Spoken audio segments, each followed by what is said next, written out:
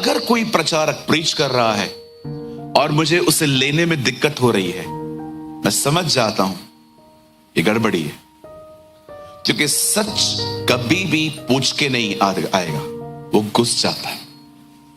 आपकी आत्मा एक्सेप्ट करती है, यस ये सच है, लेकिन बहुत सारी चीजें हम एक्सेप्ट नहीं कर पाते बिकॉज वो पवित्र आत्मा की तरफ से नहीं है। It's a human clever mind. पतरस में लिखा है, अंत के दिनों में लोग परमेश्वर के वचन को तोड़ और मरोड़ कर अपने ही विनाश का कारण बनाएंगे। अब बड़े ध्यान से सुनिए, एक कंफ्यूजन लोगों के बीच में यह है, लोग सेकंड कमिंग और रैप्चर को सेम मानते। बहुत सारे लोग हैं ना, रैप्चर को कहते हैं सेकंड कमिंग ऑफ क्राइस्ट। गलत। बाइबल कहती है रैप्चर और सेकंड कमिंग। सबसे पहले तो लोग ये भी कहते हैं रैप्चर वर्ड बाइबल में है नहीं। ओके, यहां देखिए, हिंदी बाइबल में लिखा है उठाया जाना, या एक और वर्ड है स्वर्गरोहण। लेकिन मैं आपको बताना चाहता हूं, बाइबल की इंग्लिश में मैथ्यू हेनरी की कमेंट्रीज में ये वर्ड आया है रैप्चर। और शब्दों पे तर्क वितर्क न करके, अभी कुछ लोग है ना इस बात पे लड़ाई झगड़ा करते हैं कि इब्रानियों की किताब लिखी किसने। अब मैं कई बार कहता हूं इब्रानी के लेखक जो हैं, मैं हमेशा कहता हूं इब्रानियों का लेखक। मैं पॉल का नाम क्यों नहीं लेता? क्योंकि मैं बिलीव नहीं करता वो पॉल ने लिखी। और आपके लिए भी ये विवाद नहीं होना चाहिए कि ये किसने लिखा है। किसी ने भी लिखा हो, एक बात हम जानते हैं, ये पवित्र आत्मा ने लिखा है। I know. अब आप कहोगे आप क्यों बिलीव करते हो कि पौलुस ने नहीं लिखा है? बिल्कुल बिलीव करता हूं, क्योंकि पौलुस तिमुथियुस को अपना बेटा कहता था, पर इस किताब के अंदर वो कहता है तिमुथियुस हमारा भाई जेल से रिहा हुआ है। जो उसे लगातार बेटा कहता था, अब वो उसे भाई क्यों कह रहा है? और एक पत्री में पौल कहता है, मैं इसी तरह लिखता हूं, यही मेरी भाषाओं, यही मेरा चिन्ह है। वो हमेशा ग्रीटिंग्स दिया करता था पहले कि परमेश्वर का अनुग्रह दया तुम पर बनी रहे, वो हमेशा अपने लेटर्स। लेकिन याद रखो, हिब्रू के लेटर्स में वो ग्रीटिंग नहीं दे रहा है। अभी देखो, मैं आपके ऊपर थोप नहीं रहा हूं, क्योंकि आप क्या बिलीव करते हैं, मैं क्या बिलीव करता हूं, ये मेरा बिलीव है, आप मुझे शेक नहीं कर सकते। और आप में से कोई भी यहां पर नहीं है जो स्वर्ग में जाएगा और प्रभु आपसे पूछेगा, बता इब्रानी के लेखक कौन था? प्रभु पॉल नहीं था, चल नरक में जा। तू बता, उसे सुन लिया, प्रभु पॉल ही था। ये प्रॉब्लम नहीं है। इसीलिए पौलुस तिमुथियुस से कहता है, शब्दों पे तर्क वितर्क न करो, क्योंकि इससे सुनने वाले बिगड़ जाते। इंपॉर्टेंट क्या है? पवित्र आत्मा ने लिखा है। अभी कई लोग कहते हैं जो रैप्चर वर्ड है, चलो ठीक है भाई, रैप्चर वर्ड हर बाइबल में नहीं है, पर इतना तो है, आप उठाए जाएंगे कि नहीं? हेलो, कितने लोग ये विश्वास करते हैं हम उठाए जाएंगे? हाँ, हल्के रहो। कुछ लोगों ने इतने पैसे कैरी कर लिए हैं और जब प्रभु आएगा आपको उठा ही नहीं पा रहा हूं, तो थोड़ा छोड़। कहिए अगर उठाए जाना चाहते हो, थोड़े हल्के रहो, हल्के रहो, इतना मत लो कुछ भी।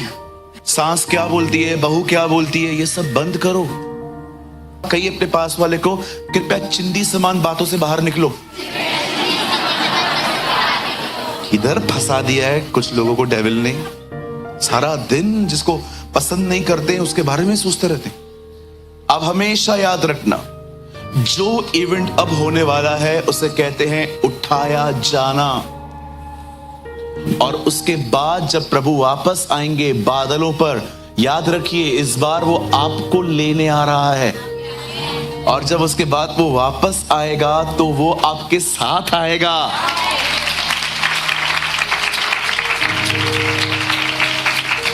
यस ब्रदर, वापस मतलब अब जब वो आएगा तो आपको उठा के ले जाएगा, लेकिन आप 7 साल उसके साथ रहोगे।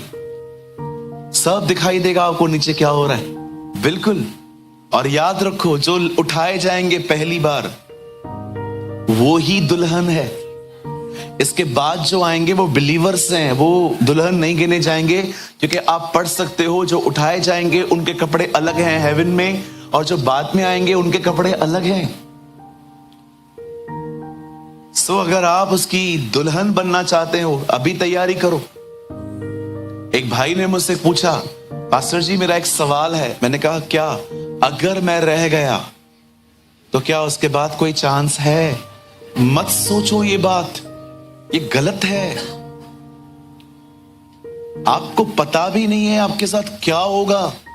बाइबल कहती है यह वह समय है जो कभी नहीं आया था। कितने लोगों ने कोविड में सफर किया? कितने लोगों ने जब बाढ़ आई थी तो आप घर पे बैठे हुए थे कई दिन? बाइबल कहती है कुछ भी नहीं है वो दिन आपके लाइफ में। वो ऐसे दिन हैं जो कभी नहीं आए थे। एक जगह लिखा है उन दिनों में पवित्र शास्त्र की लिखी हुई सारी बातें पूरी हो जाएंगी।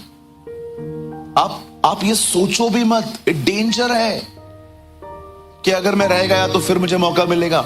आपको क्या पता इन चीजों का? अब जो होने वाला है वो स्वर्गरोहण है। उसे सेकंड कमिंग का नाम मत दीजिए।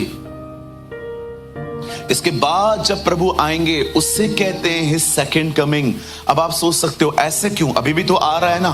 अब जब वो आ रहा है तो वो अपने पांव पृथ्वी पर नहीं रखेगा, आपको वहीं से ले जाएगा।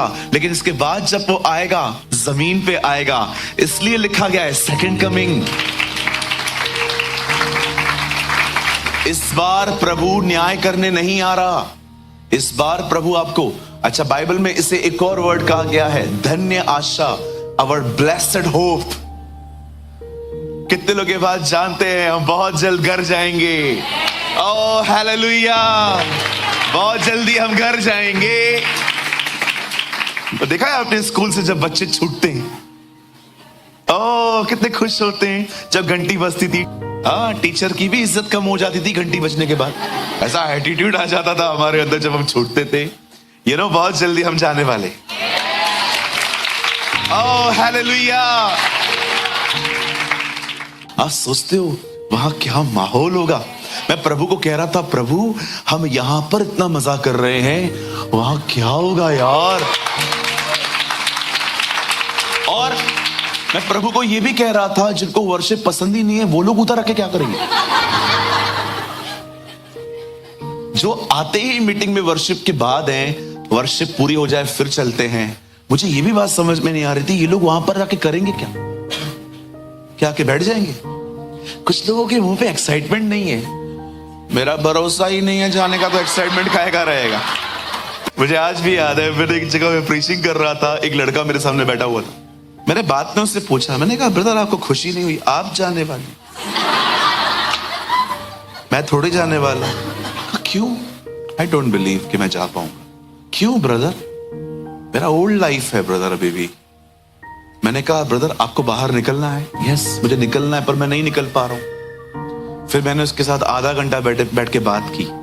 उसके बाद जब नेक्स्ट सेशन हुआ, वो पहला खड़ा था, हम जाएंगे,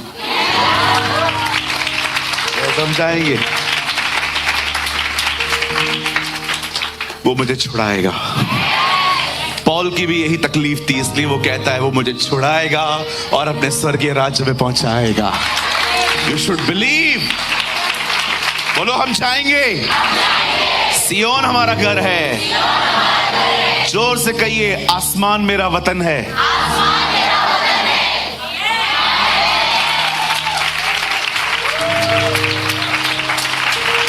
बहुत जल्द वो आसमान का सीना चीरकर हमारे बीच में आएगा।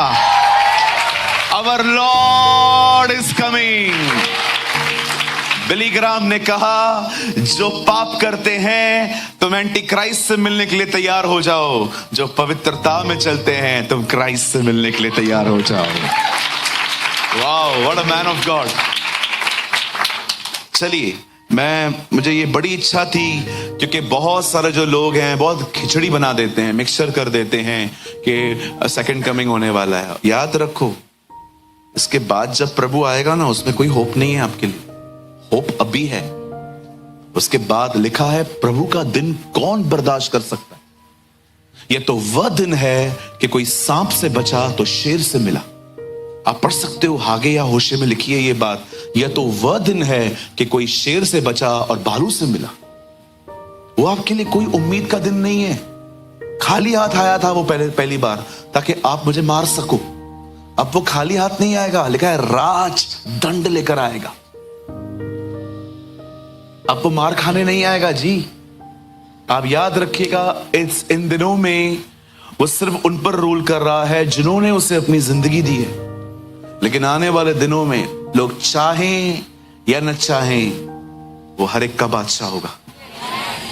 आप माने या न माने, एक समय था सिर्फ कुछ ज्योतिषियों ने, अगर आप यीशु के लिए बजा रहे हैं तो अच्छे से बजाओ। Yes Lord. सुनिए, याद रखिएगा ये बात, जब वो पहली बार आया तो कुछ ही लोगों ने सजदा किया, अब सबको करना पड़ेगा। You have no option. आप कह सकते हो what do you mean no option? ये उसकी दुनिया है।